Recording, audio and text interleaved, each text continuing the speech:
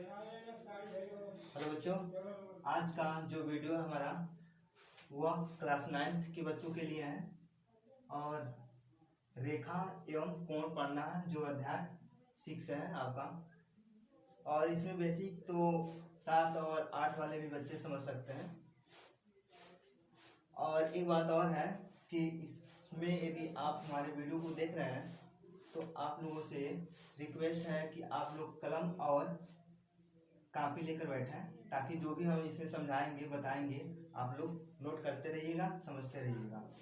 तो हम इसमें आते हैं, देखते हैं क्या क्या चीज़ें पढ़ना है, देख लेते हैं इस अध्याय में।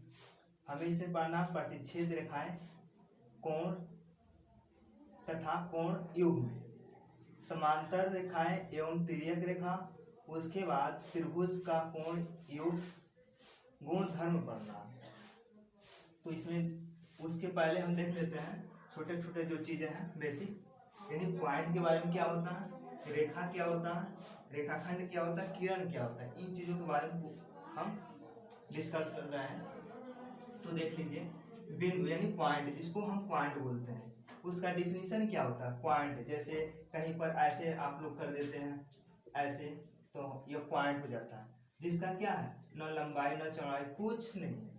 तो इसका डिफिनीशन क्या समझते हैं, यानी कागज पर किसी वस्तु, यानी वस्तु का मतलब पेंसिल द्वारा बना वह सूक्ष्म चिन्ह जिसे बिंदु कहते हैं। यानी जो आप सुन रहे हैं, यानी कागज पर किसी वस्तु द्वारा यानी पेंसिल द्वारा बना वह सूक्ष्म चिन्ह जिसे हम बिंदु कहते हैं। यानी जैसे मान लीजिए ऐसे हम किसी वस्तु से या मार्कर से ऐसे कर दिए तो यह हमारा क्या बन गया, पॉइंट, यानी जिसको हिंदी में हम बिंदु बोलते हैं। यानी बिंदु यहाँ पर आपको दर्शाया गया है, जिसे हम ए से प्रदर्शित करते हैं, यानी कोई भी लेटर्स हो, ए बी हो, बी हो, सी हो, डी हो, उससे भी प्रदर्शित कर सकते हैं। अब उसके बाद हम देखते हैं रेखा क्या है, यानी लाइन, जिसका इंग्लिश है।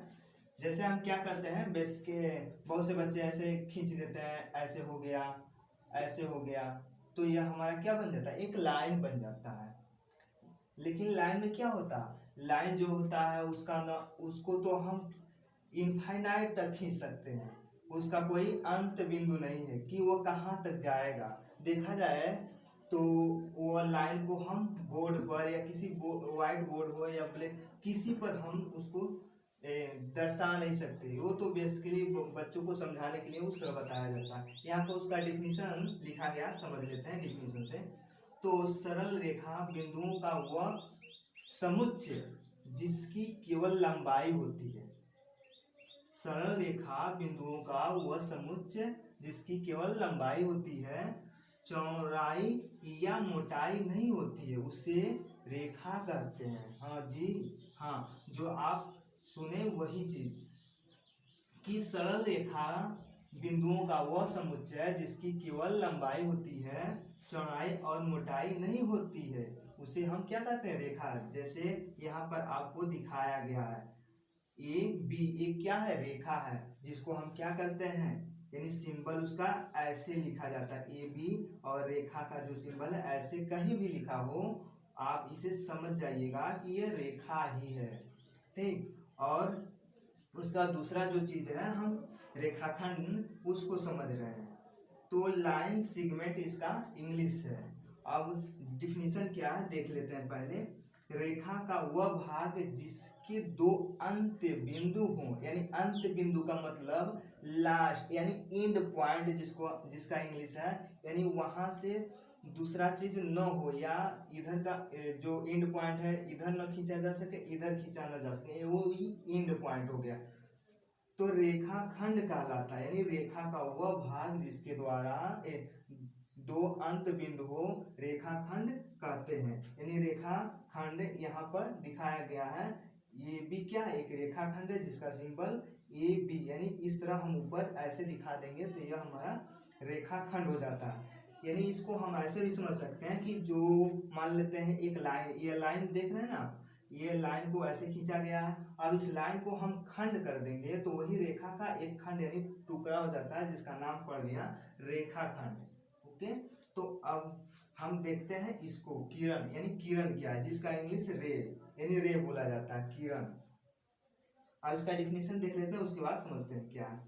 रेखा का वह भाग जिसका एक अंत बिंदु हो, यानी अंत बिंदु का मतलब सिर्फ एक ही अंत बिंदु होगा, तो एक किरण कहलाती है। यानी वह रेखा जिसका एक ही इंडू पॉइंट हो, एक ही इंड पॉइंट हो, यानी एक ही अंत बिंदु हो, उसे हम एक किरण कहते हैं। यानी यहाँ पर देख सकते हैं, जैसे में पी क्यू जो है आपका एक किरण है, और सिंबल इसका क्या है, पी क्यू, यानी ऐसे दिखा देंगे। इसका मतलब क्या होगा कि यह जो तीर का निशान है, वह तीर का निशान इसलिए लगता है कि वह उसको हम बढ़ा सकते हैं, जिसकी वो तीर का निशान रहेगा उसको हम इनफाइनाइट तक बढ़ा सकते हैं जरूरत पड़ने पर। लेकिन जहाँ यहाँ पर तीर का निशान नहीं है, तो यह क्या है, आपका एंड पॉइंट है, इधर नहीं इसको बढ़ा सकते हैं।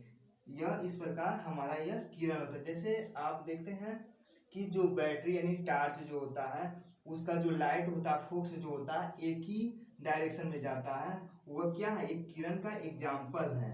ठीक, ओके। तो हमको लगता है कि आप लोग को बहुत अच्छी तरह समझ में आ रहा होगा। दूसरी बात यह कि हम देख लेते हैं कि रेखा और रेखाखंड और किरण में डिफरेंस क्या है, यानी अंतर क्या है, उसको कैसे समझा जा सकता है। तो हम यहाँ तो एक एक चीज यहाँ तो दिया है, यह भी अंतर ही होगा। रेखा जो होता है उसका कोई एंड पॉइंट नहीं होता है, आप जानते ही हैं। उसके बाद देखा जाए तो रेखाखंड में क्या होता है, एंड पॉइंट होता है, यानी कितना एंड पॉइंट होता है, 2 होता है। और इसमें देखा जाए किरण क्या है, इसमें एंड पॉइंट 1 होता है, एक अंतर यह हो गया। दूसरा देखा जाए तो रेखा का कोई लंबाई जो होता है निश्चित नहीं होता, अनिश्चित होता है। उसके बाद रेखाखंड का देखा जाए तो इसकी लंबाई निश्चित है, और किरण का देखा जाए तो इसकी लंबाई जो है इसका भी अनिश्चित है। उसके बाद देखा जाए तीसरा जो डिफरेंस है इसका, कि लाइन को हम किसी कागज पर या बोर्ड पर नहीं दर्शा सकते, उसी प्रकार किरण को भी हम बोर्ड या कागज पर नहीं दर्शा सकते, लेकिन रेखाखंड को यानी लाइन सेगमेंट को हम कागज पर दर्शा सकते हैं। तो यह हमारा क्या है, डिफरेंस है। आप चाहे तो बहुत अच्छी तरह इसको लिख सकते हैं। तो हम फिर देखते हैं दूसरा चीजें जो हमको पढ़ना है, हमको क्या पढ़ना है इसके बाद, यानी संरेख बिंदु क्या होता है और अनसंरेख बिंदु क्या होता है। ठीक है, उसको देखते हैं। अब देखते हैं हम संरेख तथा असंरेख बिंदु, यानी बिंदु जो होता है, बिंदु के बारे में तो पढ़े हैं। तो संरेख तथा असंरेख बिंदु होता क्या है, इसके बारे में थोड़ा समझ लेते हैं, डिस्कस कर लेते हैं। उसका पहले इंग्लिश देख लेते हैं। इंग्लिश क्या है, कोलिनियर एंड नॉन कोलिनियर, यानी इंग्लिश भी जानना बहुत ही जरूरी है आप लोग को। कोलिनियर एंड नॉन कोलिनियर, यानी कोलिनियर का संरेख, नॉन कोलिनियर का असंरेख, यानी बिंदु का जानते हैं पॉइंट होता है, पॉइंट चूंकि लिखा नहीं गया इसका मतलब हो जाएगा वही सब। अब इसमें हम देख लेते हैं कि इसका यानी जो परिभाषा है, यानी वो होता क्या है। तो यहाँ लिखा है, यदि 3 या अधिक, यानी 3 या उससे अधिक बिंदु एक ही रेखा में स्थित हो तो वे संरेख होते हैं, अन्यथा असंरेख होते हैं। यानी यदि 3 या अधिक बिंदु एक ही रेखा में स्थित हो तो वे संरेख होते हैं, अन्यथा असंरेख होते हैं। यानी जैसे यहाँ एग्जाम्पल दिया है पी क्यू आर, ये तीनों बिंदु आपको दिख रहा है कि ये जो क्या है, एक रेखा में यानी एक लाइन में स्थित है, न इधर है न उधर है। यानी हम देखें तो ऐसे भी देख सकते हैं, जैसे मान लीजिए एक इधर हो, एक इधर हो, एक इधर हो, तो इससे जो भी फिगर बनेगा वह क्या होगा, क्लियर भी नहीं होगा और वह संरेख नहीं होगा। लेकिन यदि ऐसे ऐसे ऐसे हो तो यह एक सीधी लाइन में क्या है, एक बिंदु है, तो इसलिए इस बिंदु को हम संरेख बिंदु, यानी इस बिंदु को संरेख बिंदु मानेंगे। लेकिन जैसे मान लीजिए यहाँ एक बिंदु है, यहाँ एक बिंदु है, यहाँ एक बिंदु है, तो ये संरेख बिंदु नहीं है, तो इससे जो फिगर बन रहा है हमारा ये बन रहा है। ऐसे तीनों को मिला रहे हैं तो त्रिभुज बन रहा है। यानी असंरेख बिंदु से कहा जाए तो कोई भी चीज बन सकता है। मान लीजिए यह आपका चतुर्भुज भी बन सकता है, तो हम यह देखते हैं। लेकिन चतुर्भुज में क्या देखा जाए, यही चीज है। और चतुर्भुज भी हो सकता है।